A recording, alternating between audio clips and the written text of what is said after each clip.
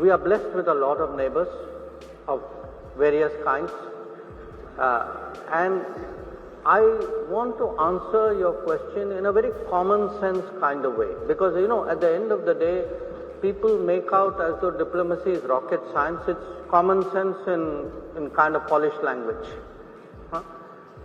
Now, what do you do in common sense with a neighbor? Any neighbor. I mean, you are in a hostel, you have neighbors.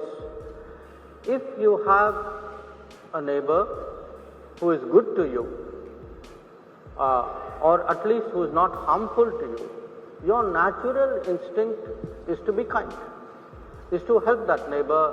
If the neighbor has a problem, you would like to contribute in some way. If nothing else, you'll say hello. You will try to build friendships, bonding, etc. And that's what we do as a country.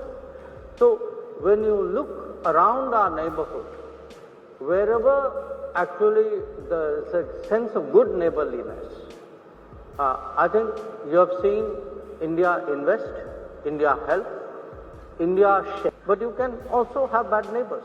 Unfortunately, we do. Now, when you have bad neighbors, and if you look to the one to the west, if a country decides that they will deliberately, persistently, unrepentantly continue with terrorism, we have a right to defend our people against terrorism. We will exercise that right. How we exercise that right is up to us.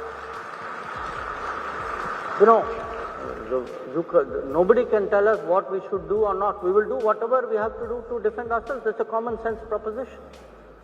Now, again, as I said, a lot of it is goodwill. Many years ago, we agreed to a water arrangement, water sharing arrangement, because the belief, the underpinning of that was, it was a gesture of goodwill, because for good neighborliness we were doing it. But if you had decades of terrorism, there is no good neighborliness. If there is no good neighborliness, you don't get the benefits of that good neighborliness. You can't say, I will, please share water with me, but I will continue terrorism with you. That's not reconcilable.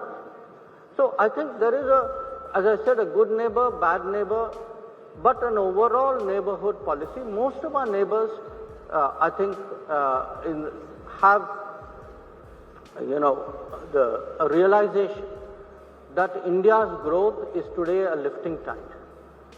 That if India grows, all our neighbors will grow with us. They will have many more opportunities. I think that, in a sense, is the message which I also took to Bangladesh. And yes, I mean, they are right now heading for their elections. We wish them well in that election. We hope that once things settle down, as I said, the sense of neighborliness in this region will grow. Thank you very much, sir, for that. We'd all read about the economic crisis in Sri Lanka and how India was one of the first countries to step forward. That shows the effectiveness of our neighborhood first policy.